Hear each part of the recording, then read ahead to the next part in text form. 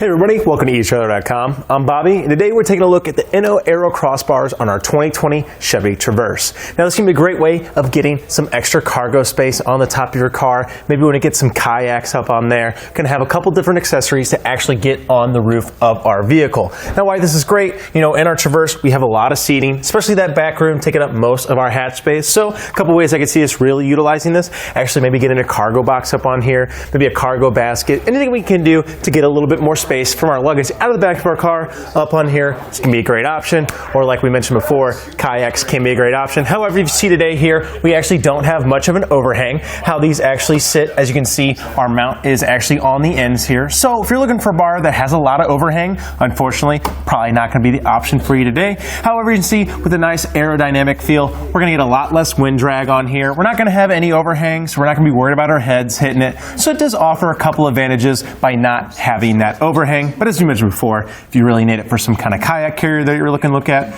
this may not be the best option. But if you're looking to get something just on the top of your roof, I think this is going to do a great job. We'll go ahead and get to the T-tracks when we're on top of the vehicles to bring it in, but we're going to have a lot of accessory attachments to actually get on this guy. So let's go ahead and take a quick look at how we can get this on our vehicle.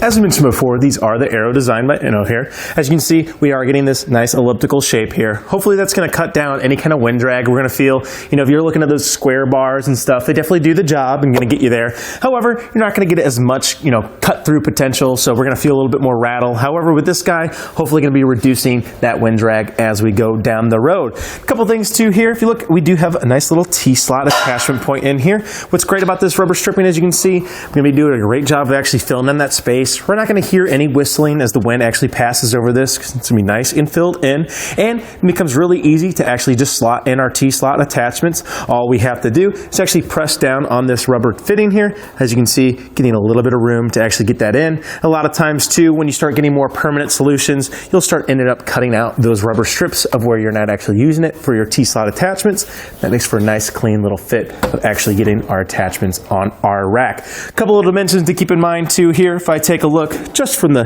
top of our roof here to the bottom of our rack, it looks to be about 2 3/4 to the end there, going from the raised point in our roof, and 3 inches from the bottom of our roof. So pretty good clearance. If you're looking for a lot of attachments to actually kind of go under and around it, don't think we're going to have any issues there. As you mentioned too before, you actually don't have any overhang, so no dimensions to worry about there for headache wise and whatnot. So installation's actually going to be pretty straightforward. As you can see, we have our bar here. We do want to go to the bottom half here. You see we have this little sliding tray here. That's actually where our foot pad's going to connect into. So you can see there's a little square tab right here that juts out. Go ahead, push that in and slide this all the way back until we have this open slot here. Now you can see that open slot is going to fit in perfectly to this little guy. We're going to make sure that our torquing knob is to the outside of our bar, on the outside of our vehicle. So we go ahead and reinsert that tab like so. Make sure we're set on both sides and simply slide it back. And now that's actually what we'll mount to our standard bars on our vehicle. So we want to go ahead and lay our crossbar across our roof. Now be careful here. Second pair of hands might be helpful just to make sure we're not damaging the roof of our car. But if we gently set it down on that other footpad, we're not going to have any issues. And then as you can see here, we do have this rubber coated metal stripping on here. That's actually going to be securing our pad to our rails here. So as you can see, we're going to go ahead and get that underneath our raised rails like so. Tucking this into these little slots right here. It's just going to go ahead and seat itself right in there. And then we're going to go ahead and take down this tension knob and just starting to go clockwise to actually tighten this up. Now before we get any further here, as you can see, we're already getting a little tight. Let's go ahead and make sure that we're at a pretty good distance here. And they always recommend to go 24 inches over and at 33 inches. Let's go ahead and bring that down to 32.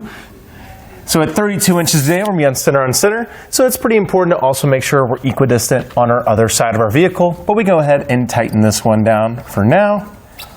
And as you can see, that rubber coated metal stripping is just pulling it tight against this raised rail here. So you can see getting pretty good revolutions here. And once we get right there, we can go ahead and cut this down. And then we can go ahead and replace our end cap. So we're just going to simply take this cover. You can see there's some slots right here at the top of where it's going to want to dip into. It almost just kind of rests on there. And then we can actually go ahead and take our keys and actually secure our rack to our rails. I also like how this lock works. As you can see here on the inside, that's just going to go ahead, make sure that our rack is staying to our rails as we leave it unintended. And it's nice that that's included on all four sides, all four attachments of our racks. All in all, I think it's a great option. I love how that weather stripping works too for that T-slot. We don't have all that pain of cutting it all the time. We can just get our T-slots in there and off and not worry about it at all. Well, I think that about does it for our look at the Inno Aero bars on our 2020 Chevy Traverse. I'm Bobby. Thank you for watching.